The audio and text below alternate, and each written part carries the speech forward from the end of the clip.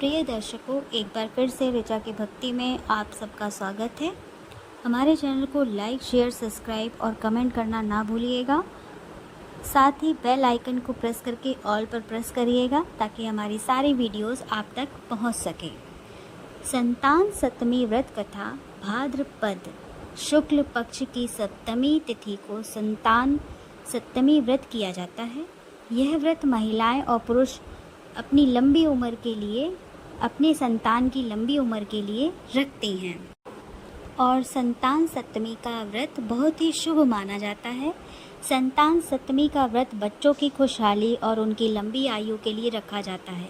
साथ ही इस व्रत को करने से संतान सुख की संपत्ति प्राप्त होती है। लेकिन संतान सप्तमी का व्रत इस कथा के पाठ के बिना अधूरा माना जाता है। संतान सप्तमी व्रत कथा संतान सप्तमी खुशहाली और उनकी लंबी आयु के लिए रखा जाता है। यह व्रत माता पिता दोनों ही रख सकते हैं। इसे मुक्ता संपत्ति और दुबड़ी संपत्ति भी कहा जाता है।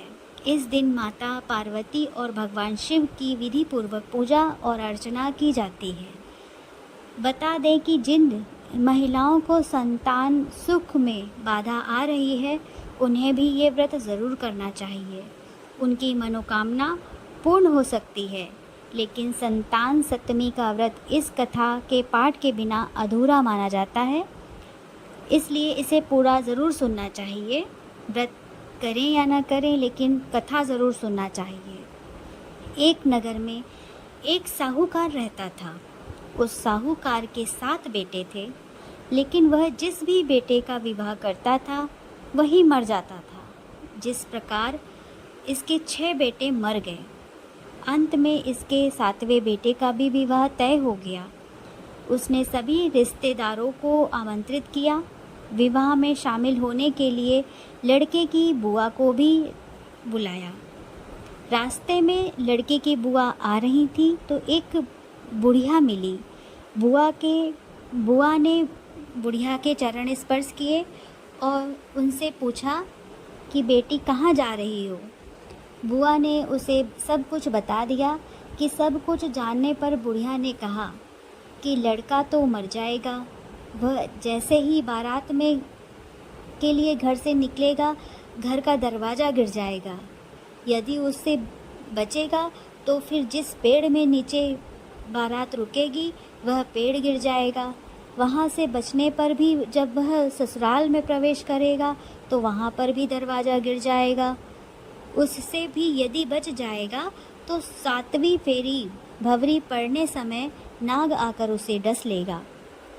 बुआ बोली कि हे माता, मेरा यह एक ही भतीजा बचा है। जब आपने इतने अनिष्टों की बात बताई है तो कृपया करके इसका उपाय भी बताइए। बुढ़िया, जो स्वयं दुबड़ी माता थी, बोली कि बेटी, उपाय तो है पर बहुत ही कठिन है। बुआ ने कहा, माता, कितना भी कठिन उपाय हो, भतीजे की रक्षा के लिए मैं करूँगी। बुढ़िया बोली कि बेटी, जब लड़का विवाह करने जाने लगे तो उसे दरवाजे से निकलने मत देना, दीवार फोड़ कर निकलवाना। उसके बाद रास्ते में किसी पेड़ के नीचे बारात को रुकने ना देना। किसी भी प्रकार ससुराल में भी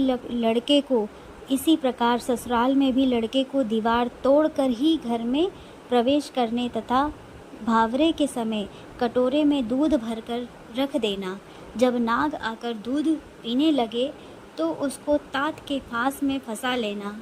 जब नागिन आकर अपने नाग को मांगे तो तुम उसे अपने 6 भतीजों की मांग लेना। इस तरह तुम्हारा यह भतीजा तो भी बच जाएगा और पहले मरे हुए भतीजे भी जीवित हो जाएंगे। परंतु इस बात को किसी से बताना नहीं, अन्यथा सुनने और कहने वाले दोनों ही मर जाएंगे और तो और भतीजे भी मृत्यु को हो जाएगी। बुढ़िया बोली, दुबड़ी माता ने जैसे कहा था, मायके आकर बुआ ने वैसे ही किया। सभी घटनाएं दुबड़ी माता ने जैसे बताई थी वैसे ही घटित, लेकिन रक्षा का उपाय बता देने के कारण भतीजे की रक्षा हो गई और पहले मरे मर चुके भतीजों भी जीवित हो गए। दुबड़ी माता की कृपा से सब कुछ आनंदमय हो गया।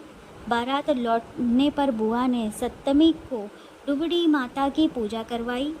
हे डुबकी मैया, जैसे तुमने बुआ को सातों भतीजे दिए, वैसे ही सभी को संतान सुख देना।